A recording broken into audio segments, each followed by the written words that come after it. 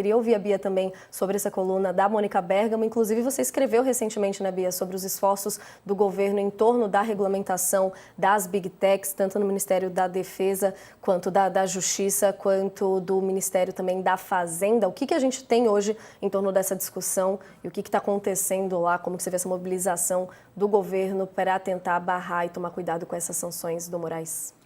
Então, sobre a questão das sanções do Moraes, eu acho que o fato de não haver perspectiva de um efeito prático disso no Brasil, seja para as decisões do Supremo com relação às Big Tech, seja para as decisões do Supremo e do Moraes com relação ao Bolsonaro, é um fato sabido até pelo ex-presidente Jair Bolsonaro. Eu acho que vou voltar a mencionar aqui a entrevista que ele deu ao UOL para o Josias e para a Carla Araújo. Quando eles perguntam o que de concreto ele está esperando dos Estados Unidos, o ex-presidente ele não consegue responder claramente ali, porque os bolsonaristas sabem que a lei brasileira vai continuar valendo e a decisão do Supremo vai continuar valendo aqui dentro, independentemente do que o governo Trump faça ou deixe de fazer. Inclusive, o governo Trump está fazendo bem pouco para ajudar os bolsonaristas, né? Sequer uma palavra ali de apoio, digamos assim, está vindo publicamente do Trump, que era, acho que, o mínimo que eles estavam esperando.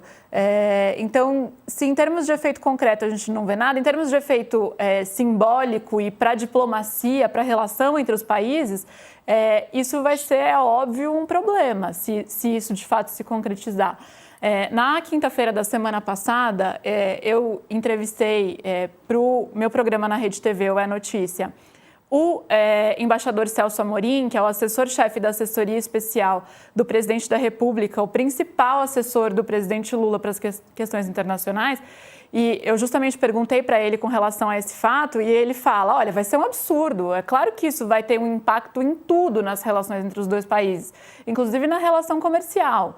E aí ele emenda, né? Não estou ameaçando, mas é porque eu sei como as coisas funcionam. Então, na verdade, é um recado, sim. É um recado que o governo brasileiro está passando para o governo americano por diferentes canais. Aí eu acho que o que a Mônica mostra na coluna dela hoje é isso. É esse recado do Amorim. Olha, se vier, né? Isso é um absurdo.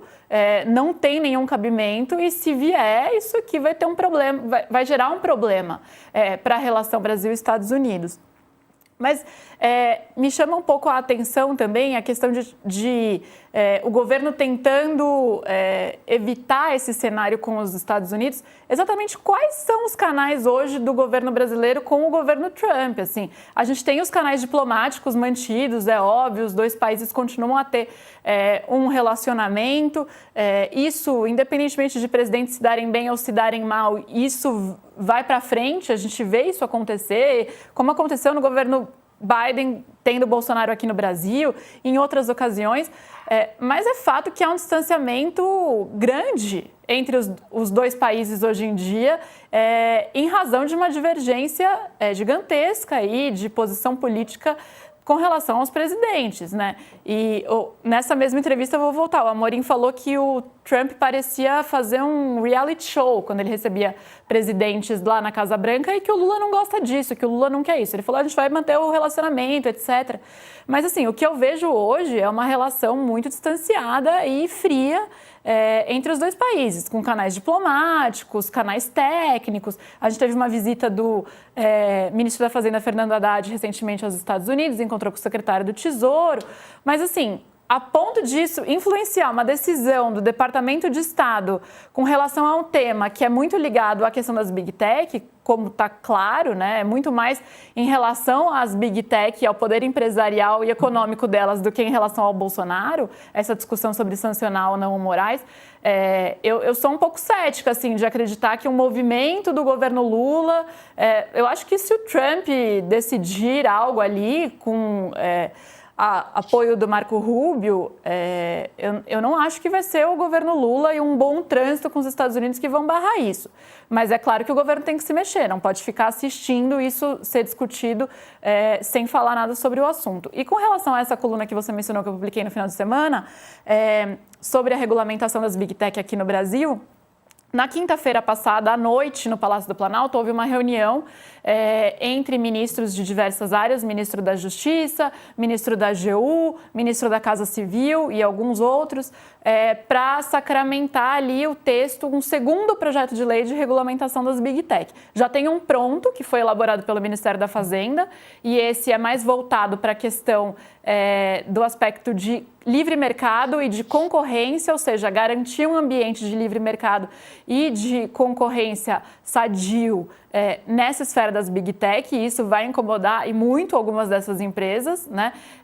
Esse texto está pronto na Fazenda e aí se finalizou, portanto, na semana passada, o texto do Ministério da Justiça, que é mais sobre responsabilização civil, trazer um pouco para o ambiente digital coisas que a gente já tem hoje no nosso Código do Consumidor, e o governo está tentando embocar aí esse projeto, falando que é um projeto para a defesa da família, da criança, da saúde pública, muito para tentar vencer aí uma barreira da oposição no Congresso.